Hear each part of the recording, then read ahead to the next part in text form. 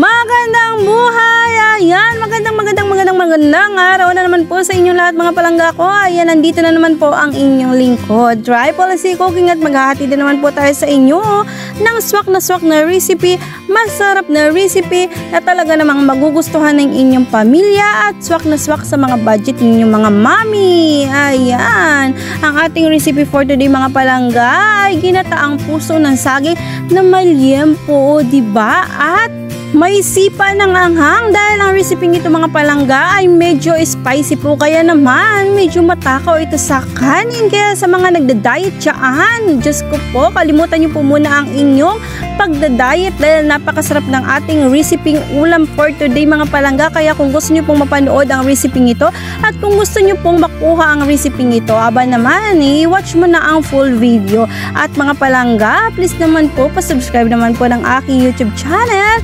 And don't forget to click the notification bell para updated kayo sa aking mga upload. Arat na!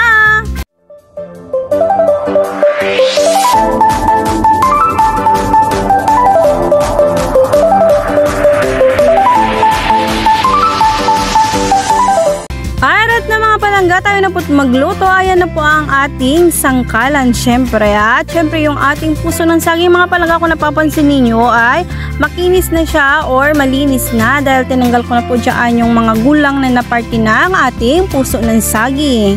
Ayan, hihiwain lang po natin yung mga palangga sa gitna. Ayan, dalawang party lamang po. Ayan, at syempre ayan ang ating lalagyan na. Yun.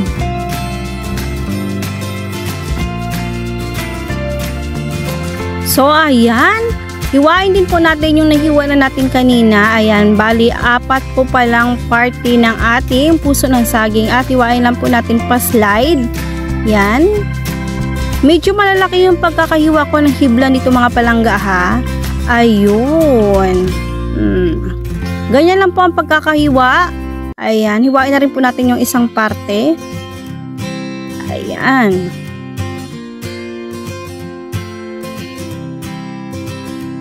At ayan, tapos na po tayong maghiwa ng ating puso ng saging. So mga palangga, yan, iset aside po muna natin yan dahil huhugasan natin yan at lalagyan po natin ng asin para matanggal po yung kanyang mga dagta.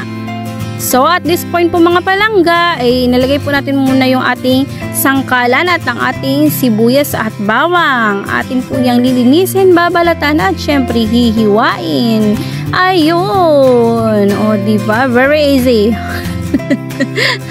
Ayan. At yung ating bawang, ayan, nilinisan po natin mga palangga at idadice po natin yan mamaya. So yan na siya, dinice na nga po natin agad-agad, diba? Ito yung medyo matagal na party sa paggigisa, yung pagtanggal ng mga balat na sibuyas at bawang. So ayan na mga palangga, tapos na po nating balatan at linisan yung ating bawang at sibuyas. So mayroon pa po tayong hihiwain dyan mga palangga. Ayan ang ating siling haba. So konti lang po ang ginamit ko kasi ayoko naman po na masyadong maanghang yung ating ginataang puso ng saging na malyempo. So ayan lang. Pero kung gusto nyo po talaga ng maanghang, yung sumisipa, yung kumakapit sa dila, ay gumamit kayo ng siling labuyo or Thai chili. Yun talaga siguradong naninipa yun sa dila at swak na swak din yung pampulutan. O diba? Halatang lasinggira lang. Char. Ayan na po. Ayan po ang ating liempo. Ayan, nahiwa na po yan. Pinahiwa na po namin yan sa markets. Ayun, set aside lang po muna natin yung mga palangga. Ilalapag po natin yung iba pa nating mga ingredient. So ayan yung ating pangalawang gata, yun mga palangga. At ayan ang ating unang gata, mala ice cream na, o diba? Kasi na freezer po yan kanina. Ayun. So ayan na po ang ating mga main ingredient. Kaya naman mag-start na po tayong magluto. Buksan po natin ang ating kalan at ilagay syempre yung ating kawali. At syempre maglalagay po tayo dyan ng cooking oil. Ang una po natin gagawin mga palangga ay spread yung mantika sa kawali. So magigisa na po tayo. Ayan, ilagay na nga po natin yung ating bawang.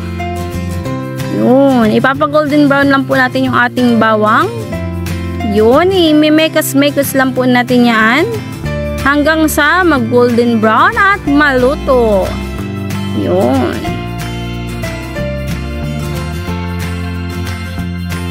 So, ayan ang mga palangga. Saktong-sakto na po ang pagkakaluto ng ating bawang. Yun. At ilagay na nga po natin yung mga palangga sa ating mangkok. At ating i-set aside po yan. Ayun. At syempre ilagay na po natin yung ating sibuyas panggisa. Ayun. Ating mekes-mekes lang po natin mga palangga. At syempre maglalagay po tayo dyan ng patis. Yun, hindi talaga yan mawawala sa ating panggisa ang ating patis. At siguradong masarap na naman yung amoy ng ating loob ng bahay. Amoy ulam. Ayun, at naglagay tayo dyan ng pamintang pino. Yun, ang lagi ko nilalagay pamintang pino. At bihira pong gumamit ng pamintang durog at pamintang buo. Ayan, imekos-mekos na natin ang mga palangga. At ilagay na po natin yung ating liempo.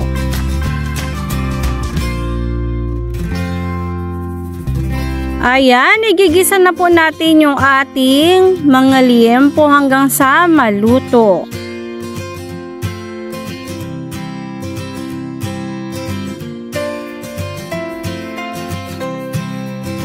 At ayan ang mga palangga, medyo golden brown na po yung ating mga liempo. So naglagay po tayo dyan ng kaunting soy sauce or toyo. Ayan, at atin po yung hahaluin hanggang sa magmix po yung toyo doon sa ating liempo. So okay na po yan, kaya ilalagay na natin ang ating puso ng saging. Nailagay na natin lahat ang puso ng saging. So, halu-haluin po natin yung mga palangga hanggang sa mag-mix po yung ingredient. Lahat ng ingredient na nakalagay sa ating kawali. Ayan, pati yung ating liempo ay ma-mix na rin doon sa ating puso ng saging. So, ayan, takpan po muna natin yan mga palangga. Ayan, at ayan na, binalikan na natin agad-agad dahil paluto na po yung ating puso ng saging. Lanta na siya. So, inilagay na po natin dyan yung pangalawang gata. Yan po yung pangalawang gata ay may halong tubig. Ayan. Diyan po natin mas lalong lulutuin yung ating puso ng saging. Ayan, pakukuluin po natin yan at medyo patutuyuan ng kaunti. So, ayan na nga mga palangga. Tuyo na po yung ating puso ng saging, kaya naman ilagay na po natin yung ating siling haba. Ayan na yung part na aanghang na po or may sipa na yung ating puso ng saging dahil maanghang na po siya. Yun, grabe nakakatakam. Alam nyo ba na matakaw sa kanin yung ganitong klaseng ulam at napakasarap. Ayan, at maglagay po tayo dyan ng Knorr liquid seasoning. Yun. At ilagay na po natin yung ating ice cream. Char. Yung ating purong gata ng niyog. Mapapansin nyo po yan pag purong gata ng niyog. Pag inilagay nyo po sa ref, kahit na matigas na, pag kinain nyo ng kutsara, ayan, para siyang ice cream. Ayun. Iminekes-mekes na po natin sa ating kawali at konting kulo na lang yan ay goods na po yan. Antayin na lang po natin ang mga palangga na kumulo. So ayan na siya. Naglagay na po tayo dyan ng pork cubes. Konting luto na lang, konting tiis na lang at makakalamon na tayo. Ayan. Ang lapot na ng sabaw niya. Sok na sok siya sa mainit na kanin. Tapos medyo maanghang. Diyos ko Lord. Heaven. Yun. Yung sabaw napakalapot. At ayan na. Luto na po ang ating masarap at sumisipang ginataang puso ng saging with liempo. Kaya naman mga palangga, sabay-sabay tayong matakam sa ating nilutong masarap na recipe. Ayan, magpe-presentation na naman po tayo at sana matakam ko kayo. Or sana mabusog ko kayo. Ayan, busog na busog ang mga mata ninyo sa ating recipe for today mga palangga. Kaya naman, ini-encourage ko po kayo I-try ang recipe ito dahil napakasarap at siguradong magugustuhan ng inyong pamilya at swak na swak din ito pang negosyo mga palangga. Ayun, o diba nakakatakam, napakasarap.